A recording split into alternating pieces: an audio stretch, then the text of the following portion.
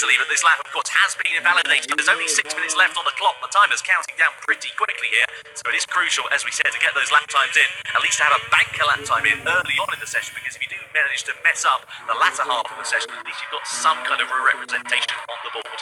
And a warning coming from race direction for Ivana Vela, which I can only assume is for exceeding track limits, so that's something he'll have to watch out for as this session goes on. But so far, so good for him. He currently sits top of the timesheets and by over 0.2 of a second clear of Rick MotoGP in second place.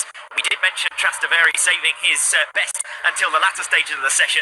At the moment, he's down in P4 and 0.4 of a second back. Should mention on that tower graphic on the left-hand side of your screen as well, if you can see a white triangle with the red background, that denotes that the lap time has been cancelled, generally due to exceeding track limits, or race direction might have decided that that is a reason. There is a reason why that lap time has been disallowed. You see Paul IG has had a crash, likewise Rick MotoGP 35. We just catch the back end of that one there. He's on the Alba Primex Ducati, the only Briton on the grid here tonight, and during the rehearsals that we had earlier on today, he was looking pretty handy actually, and it was actually very interesting to note where different riders were stronger, and it can come down a lot due to just keeping your nose out of trouble in those first few laps of the race.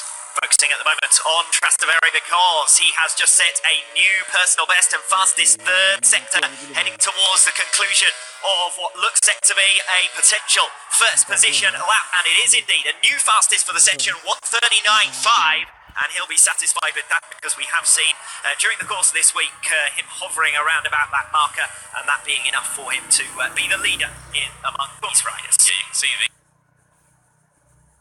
the world champion there just watching on. He'd love to be able to become a 2-time world champion in those top 6 positions under race conditions. At the moment, he's at the top of the qualifying session. Ivana Vela is just over 1/10 of a second behind Rick MotoGP 35 there in 3rd place as well, so front row currently for him.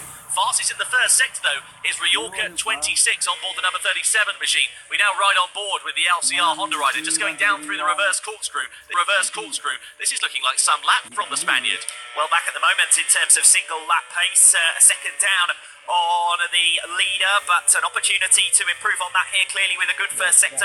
And Trastevere's been so strong in the back half of the lap, particularly the last sector, which, to be honest, is only 2 turns, and yet somehow he manages to hook it up perfectly and consistently put in decent times throughout part of the lap. And we do now see that Ryorka does indeed drop a little bit back in the second sector, still on a personal best though, and he'll be one to watch towards the end of this lap. A couple of riders on personal best at the moment. Yeah, those personal best lap times coming in. You can see the split time as well over that particular sector. You can see Ryorka has actually dropped a lot of time in that second and third sector, where Trastevere was so strong. 0.6 of a second down now. He is on the fastest lap time, which would put him in the middle of that second row of the grid as it stands. We look at Matero 1 here on board the number 27. He's on board the Angel Nieto Ducati. Matero needs a good lap time because he is just sitting on the fringes of the top 10 in 11th position. Over the timeline comes Matero. He goes to the second row of the grid, but lap time's coming in. Ryorka goes to the middle of the second row now as well, bumping Matero down to the third row of the grid here. 3 riders hadn't set a lap time until they came thundering over the line there. Bomber 45 is still on what will be his first completed lap, because of course his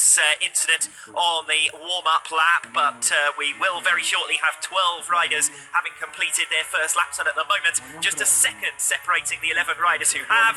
Nice and close as we might have expected. Yeah, down the back straight we go with the LCR Honda rider. This is Bomber 45, and you can see Bomber at the moment is needing to set a good lap time, as you said there, Alex, as well. He's down in last position at the moment. What is his lap time going to be? It's a personal best in that third sector. Is it going to be anything to write home about as he comes over the timing line? He'll get one more bite at the cherry, maybe 2 if he's on it, down towards that first corner. Bomber 45, not a lap time that's anything particularly special. He's 1.3 seconds adrift of the fastest pace, but one thing crucial to mention here, Alex, is the gap between the top and 12 riders. Just over 1 second and under a second between the top 11. Yeah, as I said, Bomber 45 is now up and running, and that, although not really a representative time of what he's surely capable of doing, he's up and running. He's set a lap now and can really get on and about his business. Meanwhile, the top 2 are trying to extend their margin.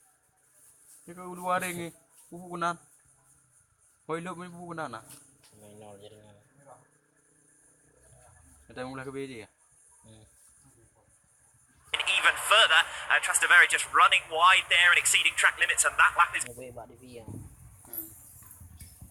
But Ivana Vela still going well, second position on the timesheets at the moment, but only a 10th down, and at the moment, with 3 sectors completed up, with an opportunity to go fastest. The KTM RC16 comes barreling down that back straight. He's got no slipstream in front. He's got the world champion and the pole setter currently in front as well. Just 2 more corners from home, and Ivan Novella here could be set to upset the Italian's party. We look at the Italian on the left-hand side of your screen now, around the final corner and over the timing line for Ivan Novella. He's had the lap time cancelled though, actually. He's exceeded track limits somewhere along the line, and unfortunately what looked to be a very promising lap time has all gone to pot. Yes, the inset image in the bottom left-hand corner showed his frustration before he even got to the finish line, so he knew that that wasn't going to work. In the meanwhile, Paul IG had moved himself up onto the front row and up into second position as Trastevere has an incident, so he will be under pressure now. 40-odd seconds still remaining on the clock. The riders can complete any laps that they're on when the checkered flag falls, but apart from Bomber 45, not many of them are going to get a full extra lap. He's coming through now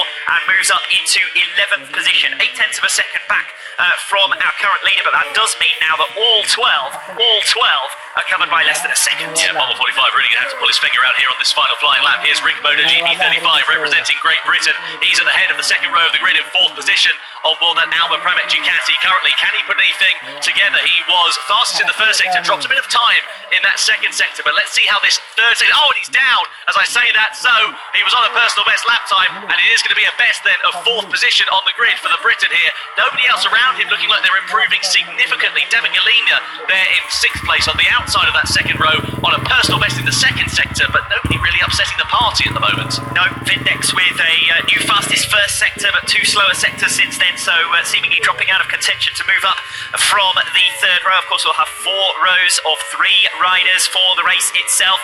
QP, Nova, Mo and Bomber, the bottom 3 at the moment, who would provisionally be on the back row of the grid, do all still have opportunities to improve, and they all are on personal best laps at the moment. So that's where the focus will be late on here, as Mo attempts to climb up from bottom on the grid, still within a second of the leader, comes over the line and does improve inside the top 10.